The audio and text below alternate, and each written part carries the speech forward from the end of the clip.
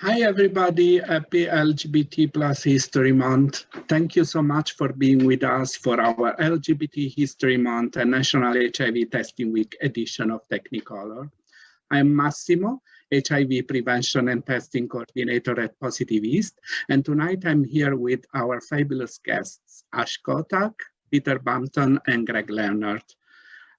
As many of you know, TECHNICOLOR is a monthly LGBT film night born in Redbridge Central Library in 2019 to provide to the LGBT plus community in Redbridge a much needed safe space to get together and be ourselves.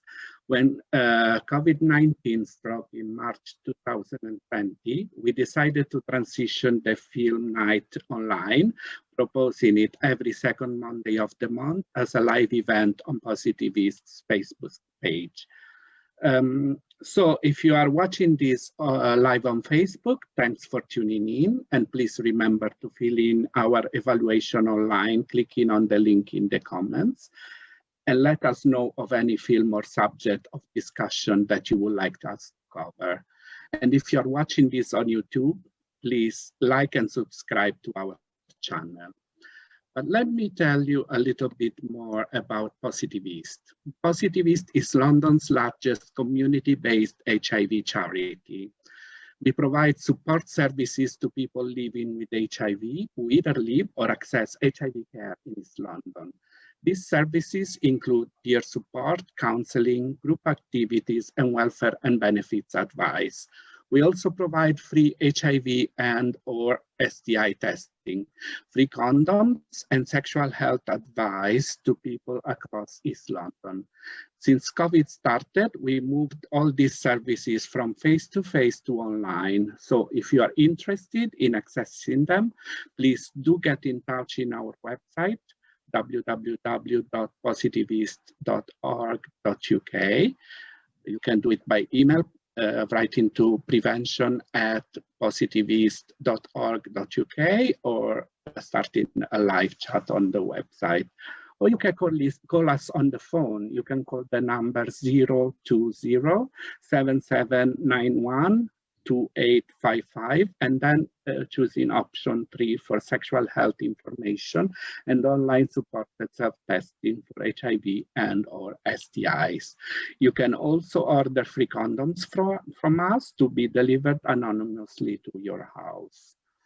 As with most charities, Positivist has had to cancel a lot of our regular fundraising events due to the pandemic, meaning that we need support now more than ever. So please take a look at our website and consider supporting us in any way you can.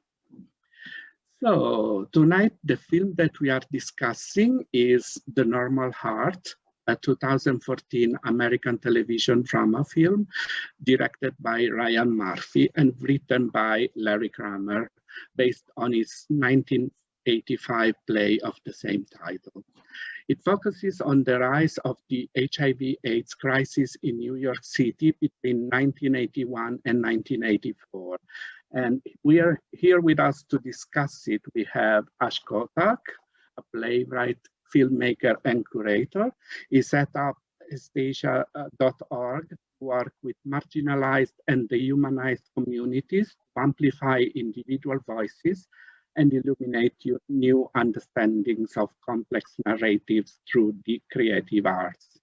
He also leads #AIDS Memory UK, the campaign to establish a London AIDS memorial. His works include Hijra, a stage play, The Joneses, a feature documentary film, USA 2016, and Punched by a Homosexualist, a feature documentary film, Russia 2018. He is currently developing a film drama as writer with the BFI Network and Film London. His latest play is The AIDS Missionary. And then we have Peter Bampton, Positivist's prevention and testing team manager, who has started volunteering in college as a reading buddy at the primary school and has since volunteered with HIV support, LGBT-led and sex worker solidarity charities. Peter worked on one of the UK first trans programs and is a trustee for an LGBT charity in Brighton. And last but not least, our Greg Leonard. Greg, sorry, my voice. Greg used to be a hairdresser since leaving school in 1984 before giving it up for a more fulfilling career supporting others in the charity sector. After working in HMP Wormwood Scrubs for 7 years, he worked in anti-human trafficking before joining Positivist as peer support officer in 2018. So, hi all, and thank you for joining me. Hi. So I have some questions for you, but if any of our viewers would like to ask a question to our guests as well, please feel free to do so, writing in the comments below the video, and I will read your questions to our guests at the end. So I would like to ask the first question to Ash. So you have interviewed Larry Kramer in the past, and in the film we see Ned Weeks, which character Kramer admittedly modeled after himself. He meets the opposition of both the political and medical establishment and that of the fellow members of his group, the GMHC, because of his radical ideas. Can you tell us what was your impression of Larry Kramer as an activist and as a person? And do you think Ned Weeks is an accurate representation of Larry Kramer? Larry, yeah, I mean, Larry was a very angry man, quite rightly. You needed somebody like that at the beginning of the epidemic. He was in a privileged position. He was educated, he'd been to Yale. I think he'd been to Yale. I mean, what Ned Weeks, in the character in Normal Heart had, and it's based on him. He had a rich brother who was a big lawyer, earning a lot of money. He already had a career as a writer-producer, and so he could speak out, and he felt he had to. You got to understand something about Larry Kramer. He was an amazing writer. He just did not concentrate on his writing enough to produce enough work. So therefore, his writing was a continuation of his activism, which was a continuation of his writing. And he was very approachable. And when I first interviewed him in the mid-90s, I was doing something for Channel 4 called AIDS and Literature, which wasn't made into a film. But I could feel his anger still, you know. I mean, it was only 1995, that was pre-meds, and people were still dying, and he was furious that so little had been done, and also it was too late. You have to understand that in New York City alone, 100,000 people have died of AIDS.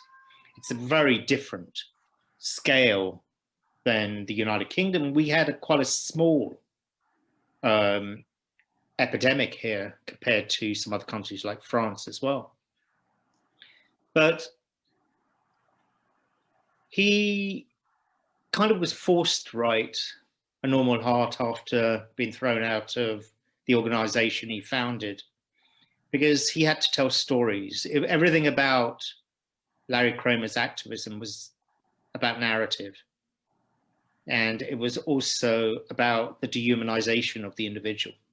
So in his case, it was gay men. And what is important to say also, and he'd admit this, and he did, it was white gay men he was interested in primarily.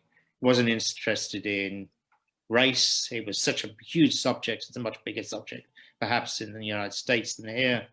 And it was something he didn't really understand. He didn't really talk about women with HIV. But because he was so focused on a specific group, which HIV was within that population, he had written Faggots. He was very unpopular as a result of that. So that's true in A Normal Heart. People turned on him. People disinvited him. You know, his local store wouldn't want him in there, some of the gay shops. And he, at the end of Faggots, he predicted something would be happening. Now, faggots was 1979, but you started seeing HIV in around 1978. So the doctor in the film is based on Linda Laubenstein, I think that's her name. But there was Joseph Sonnabend in New York, and they were very close friends. Joseph died only a couple of weeks ago. So he was like one of the first people also to just work with positive patients. They were very close friends. And so Larry would have known by 1979 something was up. Because what happened was that in the late 80s, they started noticing, late 70s, they started noticing people with lesions and all sorts of things happening.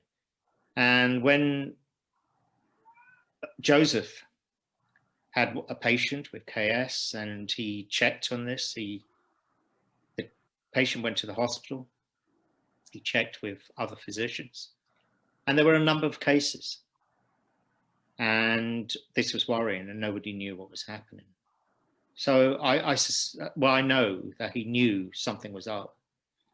But also you have to understand, because he had been so attacked because of faggots.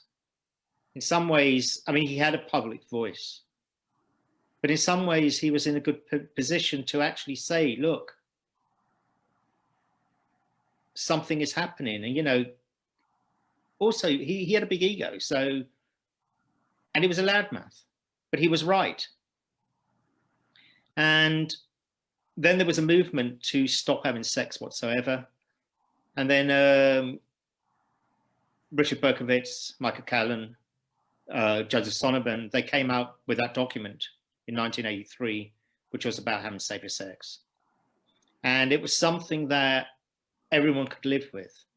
And Larry could understand, because in the film you have him meeting the physician and then his boyfriend getting sick. It happened the other way around. His boyfriend got sick and that's how he met her. So he was right in the center. I mean, the question is, we ask ourselves when watching A Normal Heart, what would we do? Now, you have to remember it was a very homophobic climate. All of these things were completely new. So you had to be somebody with privilege to be able to stand out like this. Because most people would lose their jobs, as you saw in the play. I remember seeing the play actually in London with Martin Sheen in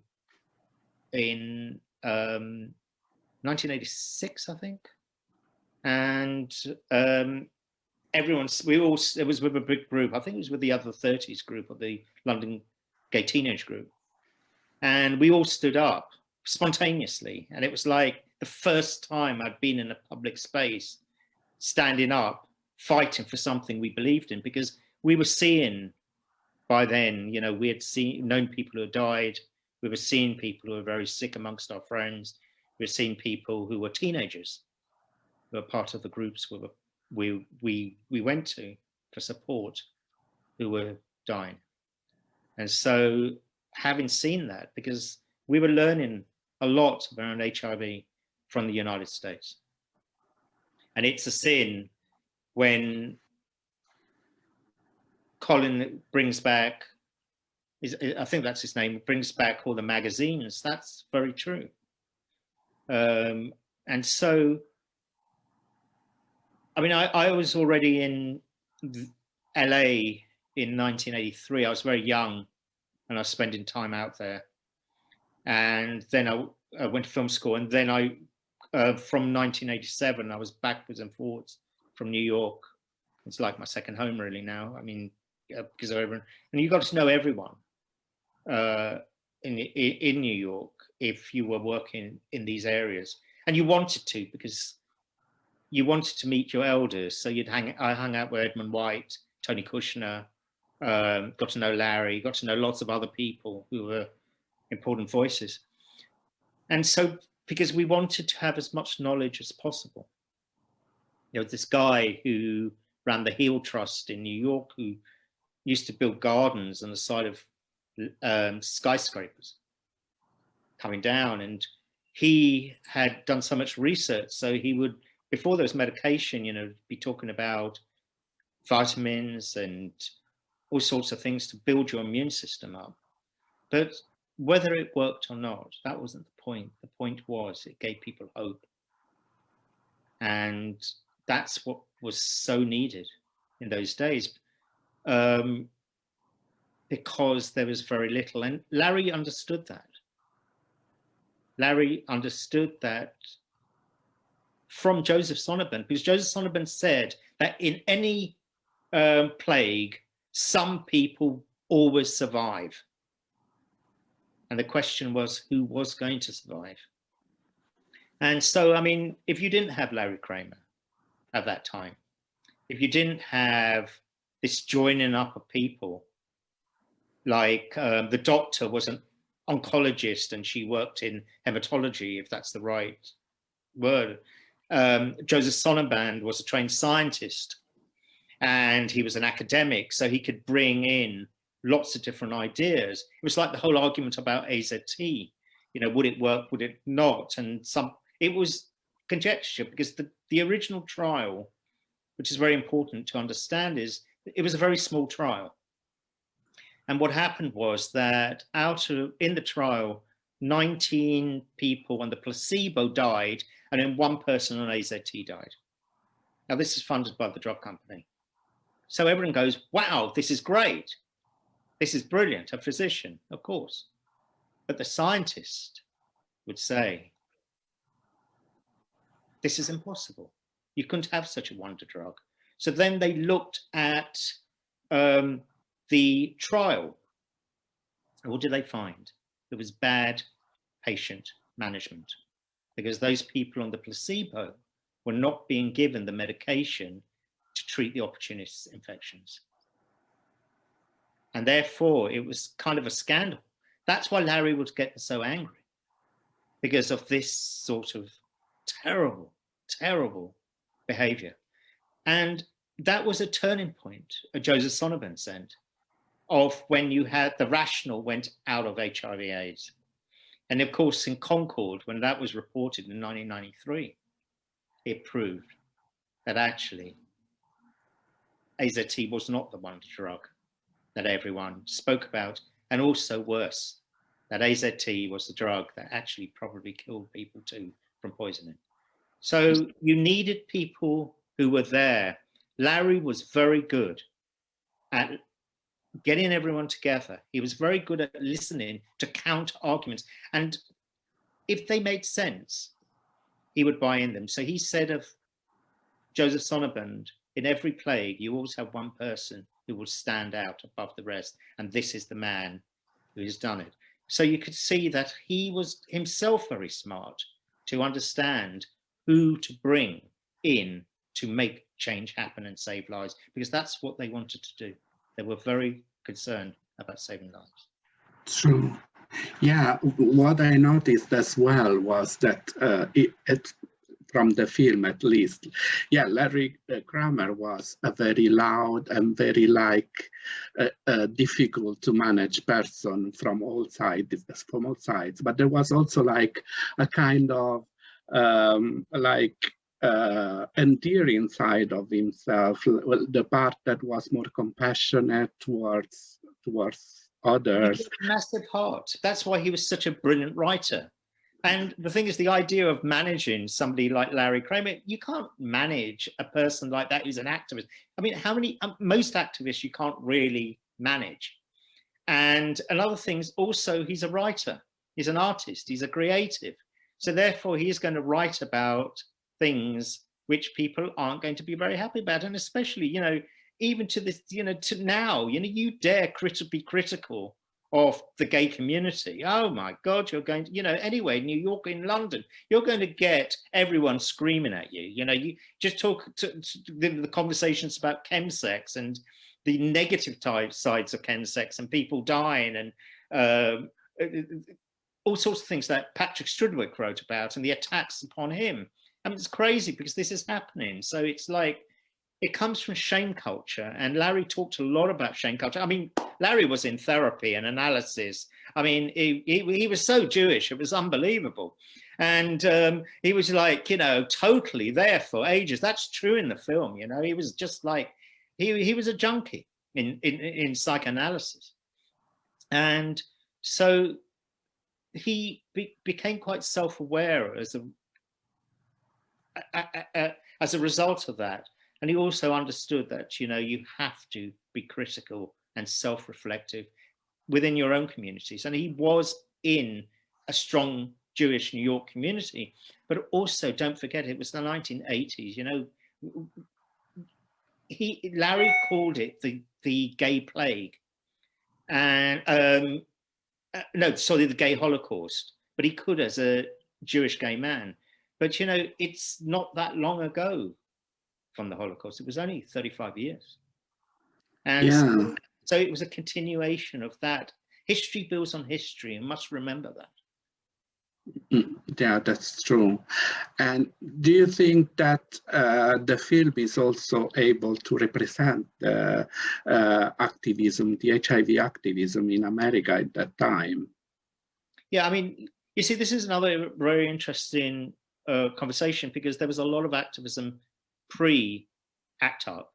Sarah Schulman's book's coming out on May the 18th, which is the history of ACT UP. If you know Sarah Schulman, she set up ACT UP with Larry Kramer in 1987.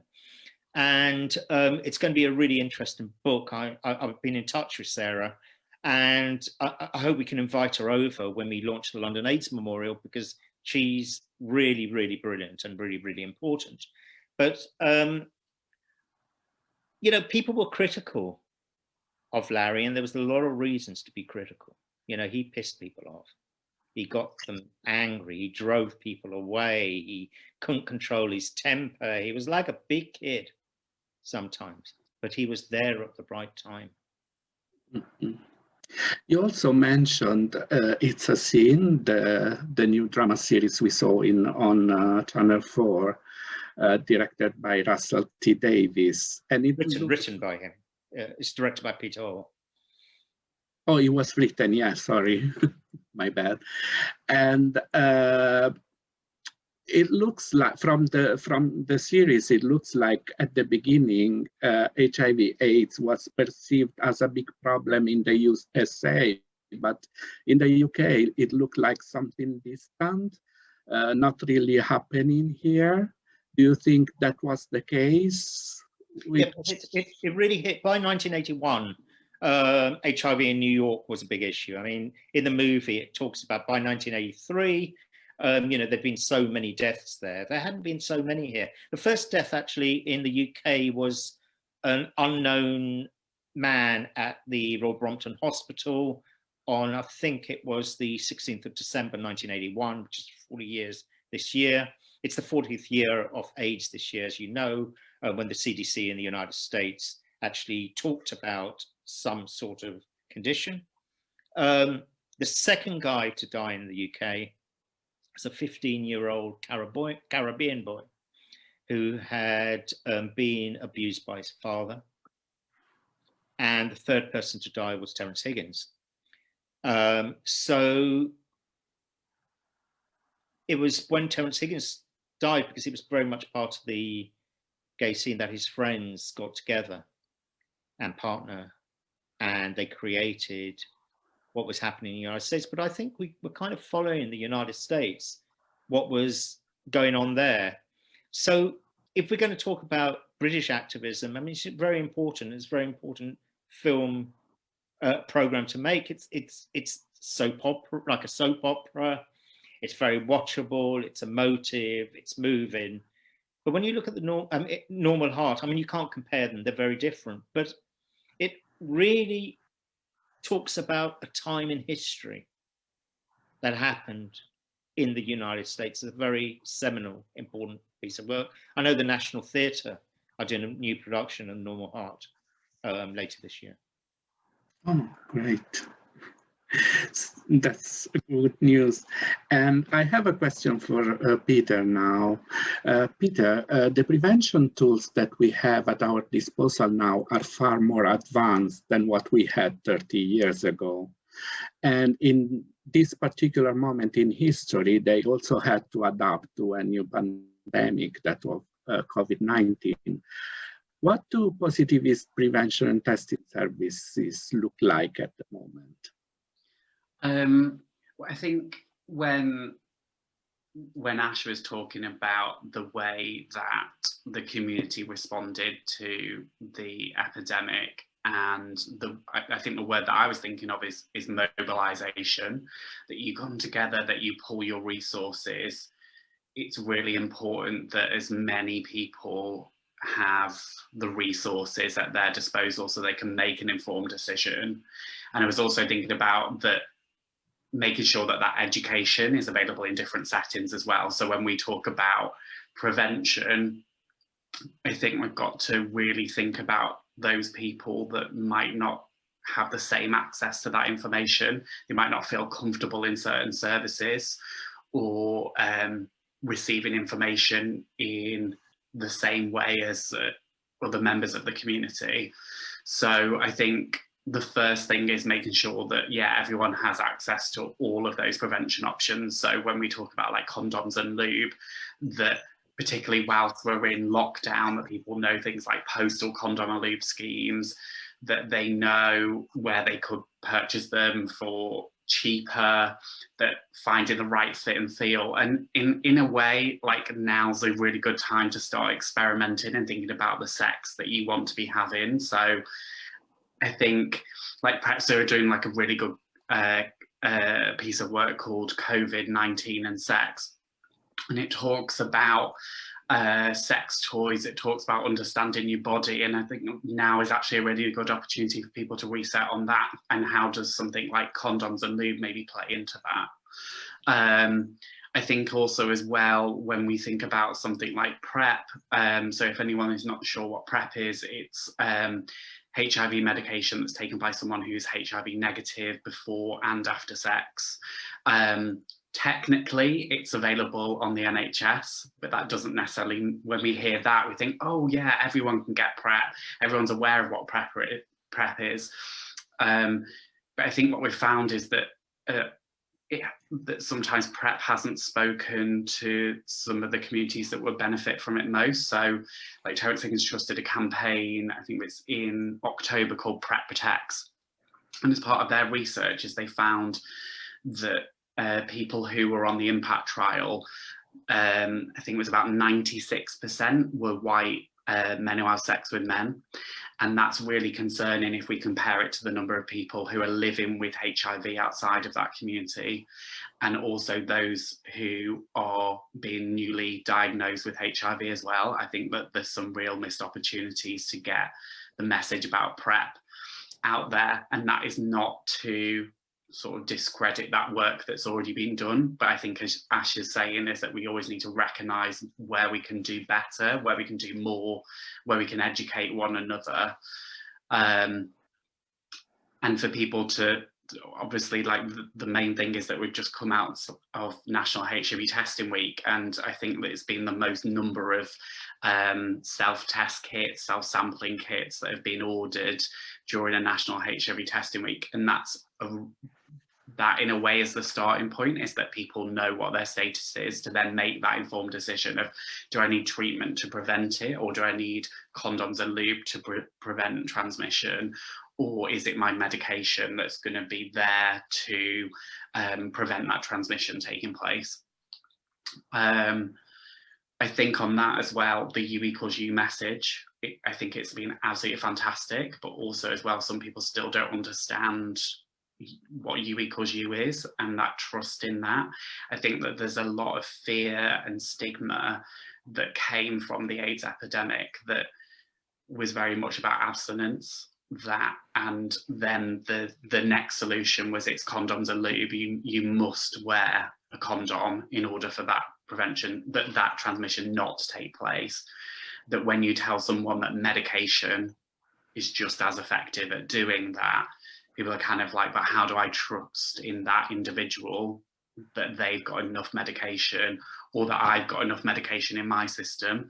So there's a lot of progress that's been made in terms of those tools, but it's also about how we communicate with one another and how we make that information as accessible as possible. There's some great sort of digital tools out there. I think social media has been fantastic, particularly when people have been tweeting along to It's a Sin and sharing their experiences.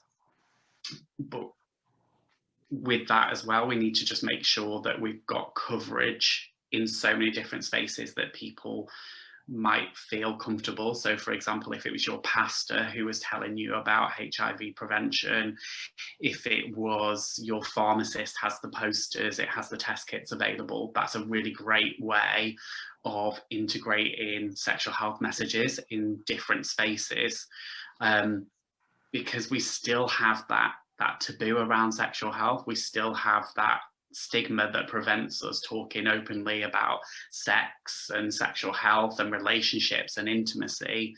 And I think that one of the things that I'm most fearful of things like COVID and lockdown is that people often crave a connection with one another and just that sense of validation and trust and relationships. And I hope that we don't lose that whilst we're in this situation. So whether that's a connection over a hookup app, whether it's a phone call, whether it's sending pictures, whatever that is, that we should also be celebrating that as well whilst we're in this moment. And I think also as well, with when we talk about prevention and services, is making sure that everyone is represented in that. Ash makes a really good point that we are seeing a rise in HIV diagnoses amongst South Asian gay men. So we need to ensure that there's spaces for communities to talk about that transmission and how that is impacting your community. And there's some great work from the Me, Him, Us campaign that centres those experiences and those voices that are often missing. And I think also as well, like with the work that Clinic Q are doing and with Terence Higgins Trust as well, that there's messages that also speak to the trans community as well, that there's platforms and spaces for them to talk about sex and exploring pleasure, but also how HIV has impacted those communities as well.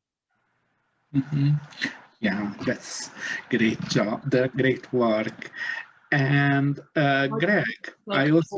So I must just make a plug. There's also SAHA, the South Asian HIV advisory resource, which we've set up with physicians, academics, and activists, simply because of the need to be working with the South Asian communities.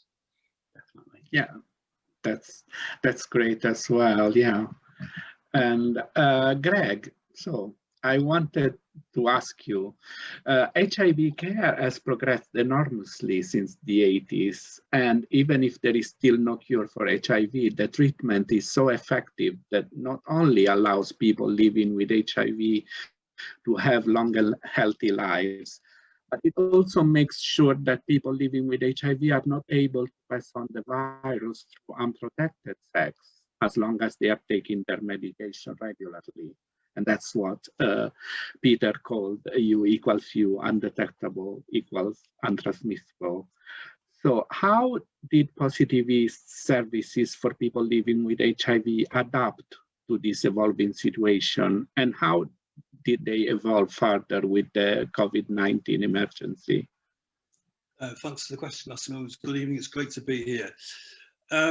So I work in peer support, so I'm going to talk about how the peer support service has changed and adapted to cope with the COVID crisis.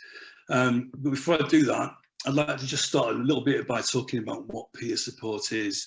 So peer support is the helping support that people with lived experiences of an illness or mental condition are able to give one another. So basically, it's people who have walked the same path that you're about to walk, to give you a helping hand on the way, and just to give you some empathy and understanding. It's mainly an emotional support service, although we do provide some degree of advocacy with help with filling out forms, for example, or if people have got language or literacy issues. Our peer support team, we've got there are three of us that work full time. The project's spearheaded by Antonio Giacalone, who works on shaping this service to meet the ever-changing needs of our service users. And there's the lovely Rusty Malemwa, who works predominantly with African clients, and I tend to work generally with LGBT, but as no doubt aware, HIV can affect anybody regardless. So we're all adaptable to switch roles whenever duty requires it. We provide the service was provided rather in-house, so we had consulting rooms where clients would come along once they've requested the service, normally 6 sessions. And we also worked a lot in local hospitals providing outreach. So those cases were mainly new diagnoses or people that were having sort of medical complications. We try and work on what's called an unconditional positive regard approach, which any of you know, I forgot what the name of the approach is, sorry, client-centered, that's it, sorry, excuse me. Thinking about client-centered therapy, it's unconditional positive regard, so clients can come in a space, safe space, and talk about their issues. A lot of people have got friends and family that they can do this with, but many of our service users don't, and this is the only opportunity that they have to talk about what is on their mind. Our service is volunteer-led, so we've got about 30 active members at the minute, which reflects the diversity of our clients. And at the minute, over half of those mentors are in active service. They usually meet the client for 1 hour a week and talk about whatever the client decides that they want to discuss. We train our own mentors because we know at grassroots level what the needs of our service users are. And Antonio and I coordinate usually around 2 or 3 sessions a year to cope with the churn of volunteers. All our volunteers have got lived experience, so the desire to help others often comes out of a need so the desire to help others often comes from the fact that you needed help yourself. So we're mindful of this, and so we take great care in looking after the welfare of our mentors as well as our service users. We have reflective practice where we can share good working practice, and it's an opportunity to talk about our clients and issues and discuss what went well and what didn't. So in the early years, as we looked at with the normal heart, HIV was a very, very different issue, and the people that needed peer support had different issues from the ones that they have to today. The main sort of issue was to help them work through the 5 stages of grief. You know, these people were dying, and they were still working with others who were also dying to help each other cope with what was a horrific experience. The main service was getting people's lives in order before they actually died.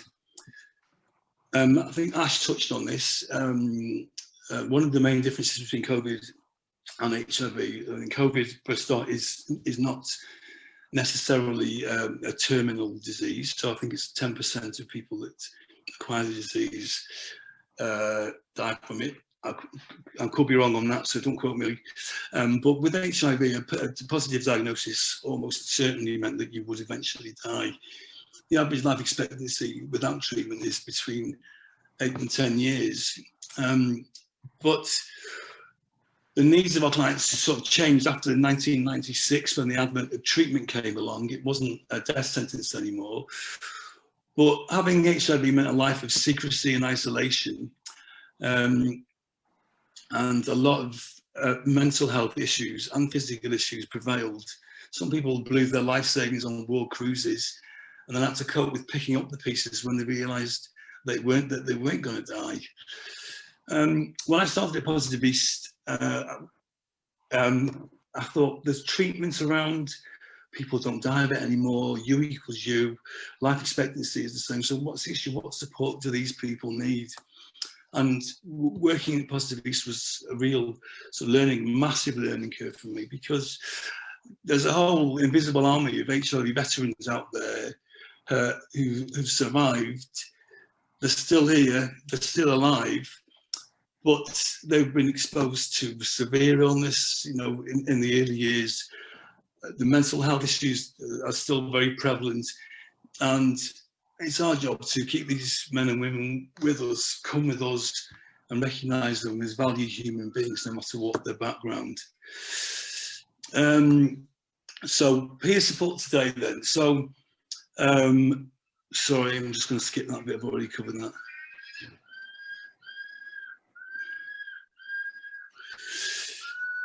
Okay, so I'm sorry, there's a fox screaming outside, it's really distracting me, can you hear that?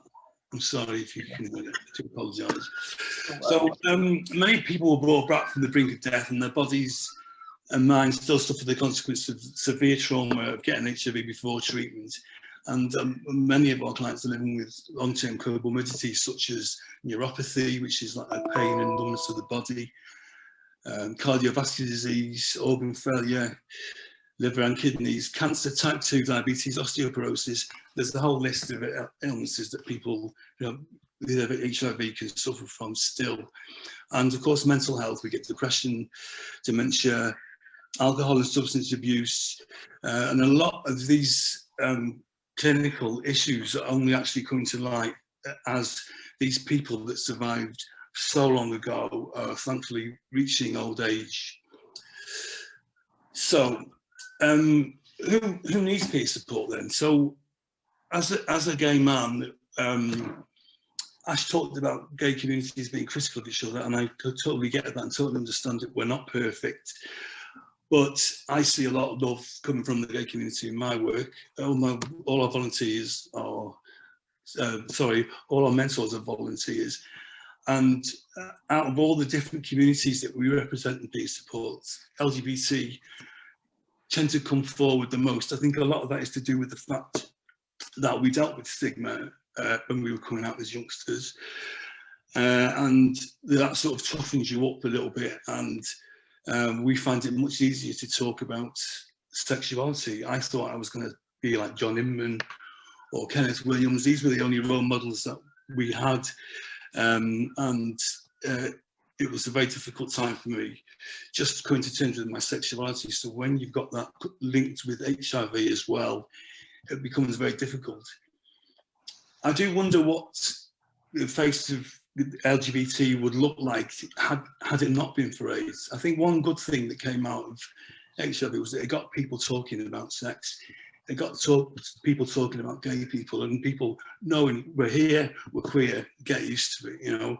So in a way, that's, I think personally that it definitely got people to face and confront what was going on with our community. So who else needs peer support? I do registrations as well, so I tend to see the work that's coming in. We get lots of victims of sexual assault, people who were assaulted during chemsex. There's a drug called GBL, GHB, which is a big problem in the gay community. We get a rising increase in homophobia against the trans community. The taboo of male domestic violence is difficult. So, and we also get some barriers to accessing treatment, such as devout religious beliefs, where they think that God will save them. I've actually encountered that service. So these are the people that we need to reach, and peer support, you know, we try and work hard at targeting all communities, even though some of them are very difficult to reach. We also get people who are homeless, a lot of young people who have been booted out after coming out, discrimination in the workplace. There was one client who had his cat was killed and left on his doorstep, sadly, and then there was another client who came home and found there was like his clothes pasted on the bed with a knife in and a picture of his head on the pillow, you know. So these are really scary, cruel things. And you know, it's still very prevalent today. So, as far as adapting to COVID goes, I mean, my own experience with HIV was very terrifying as a youngster, and many of us are still reeling from that. Now, with had to come to terms with another virus. And we've had a big surge in people seeking information about COVID. And just if anyone's interested, COVID does not, and HIV doesn't increase the difficulties by COVID unless your CD4 count is really low. So I read a question in earlier, I think it's group 6, if the vaccine groups, it's group 6 that people with HIV are in out of the entire set of groups. So peer support was a face-to-face service. We worked with 6 meets, sometimes longer if the clients needed. And we also do a support group called Positive Life. Got over 400 members in that. They don't all turn up at the same time, but if you're interested in joining any of the groups, please get in touch with me. So at the moment, all our services are delivered digitally online. So we had a massive concerted effort to reach out to difficult to reach clients. We carried out welfare checks, rigorous promotion of our services through online social media and mail shots. Antonio, Resti and I have been working on a whole yearly program. So when COVID came out and we started realizing how long it was going to be, we planned a year and ahead. And the next 6 months are already mapped out already. We look at workshops such as mental health, staying fit and healthy, accurate and up-to-date information on treatments and COVID. And we've had some guest speakers in, you know, some eminent speakers from the field of HIV, such as Vanessa Appia. We've had Simon Collins from iBase, Mark Thompson from Prepster. So we're using all the resources that are available to us to keep our clients up to date and informed. We also have a bit of fun stuff as well to encourage a sense of belonging and community. We have drag queen Topsy Redfern's done a few bingo nights. Nicholas McInerney did a creative writing workshop. Sean Delenti came in, an LGBT activist, and he's written a book called Celebrating Difference. Matthew Todd came in to talk to us. So we're doing all that we can to keep our clients engaged, happy, healthy and safe. So what does the future look like then? At first, many of our volunteers were reluctant to work online. They didn't like the idea of not having that intimate client contact. But now the opinions have very much changed. We're realising that digital services is a very effective way of delivering service. We just did a huge survey through all, amongst all our service users, and the feedback was excellent, but it also demonstrated a very significant ongoing need for emotional and practical support. So I think in future we're going to be working with both a combination of digital and face-to-face services. We're also developing our services in clinical settings, so we'll be recruiting for that. And also that some of our volunteers have got together, having recognised the need with their own clients, and they're doing a peer-led, it's not really a workshop, it's a webinar, conversations around disclosure. So if any of you are interested in that, please get back to me and I'll tell you how you can access that.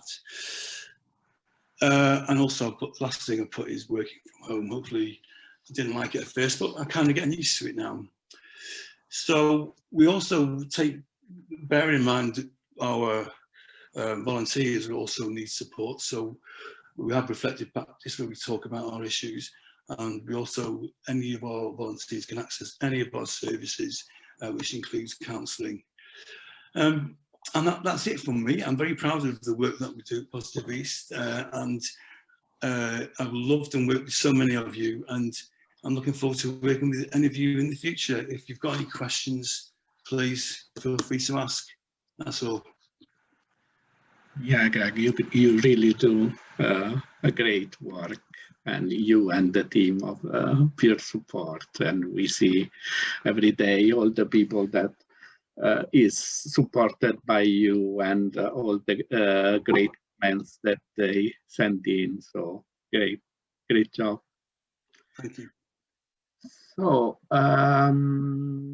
we have a question from the public, and it's about why still people living with HIV with detectable viral load should inform the sexual partners In 2021, when HIV is a manageable chronic disease, when all the people have access to PrEP and PEP, condoms, lubricant, and when there is voluntary consent, I guess, between two adults with the same chances and knowledge for prevention, what are activists doing on these questions and maybe changing the law? So I guess that the viewer is asking about the law about like disclosing the HIV status and if they are going to change because of the new advancements, I guess. If anybody wants to comment on this. Yeah, I'm happy to comment on it. I'm not an expert in this field, so but as far as I know, if you're undetectable, you don't need to disclose to anybody, sexual partners, your mother, anybody at all. As far as prosecution goes and the law, it's illegal to knowingly, recklessly infect someone with HIV. And there was a recent case about the Brighton hairdresser who was doing just that. But generally speaking, if you infect somebody, they can test to the DNA. They go into a lot of backstory about your, you know, who you slept with and contact with all those people. I've worked for Positive East for getting on for 3 years.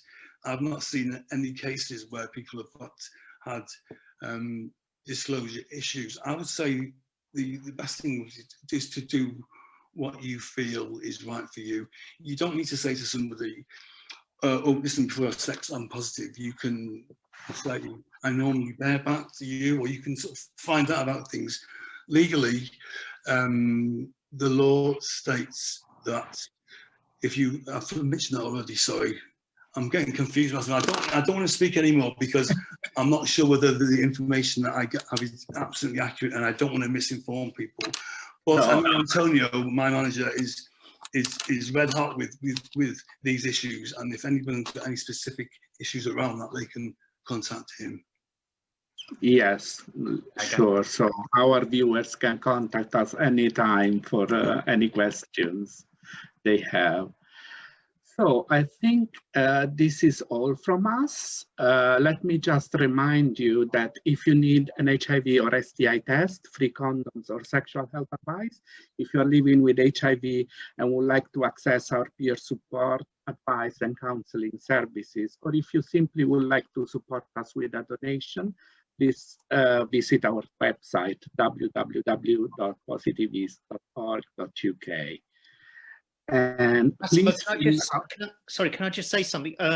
It's not 10% of people who are dying from COVID once they get SARS, CoV. It's something like less than 2%. Well, the worry is long-term COVID. Right. Okay. The information. So it's even less. We don't want to worry people. Thank you, Ash, for the information. It was very useful. So yes, please fill our evaluation form that you find in the comments, and let us know if there are any films or subjects of discussion you would like us to cover. And Technicolor will be back next month on the 8th of March, Monday at 6 p.m. And we will be discussing the Brazilian film, The Way He Looks. And the subject of discussion will be disability in the LGBT+ community. So thank you everybody for watching and have a nice evening. Bye. Thank you. Thank you all for coming.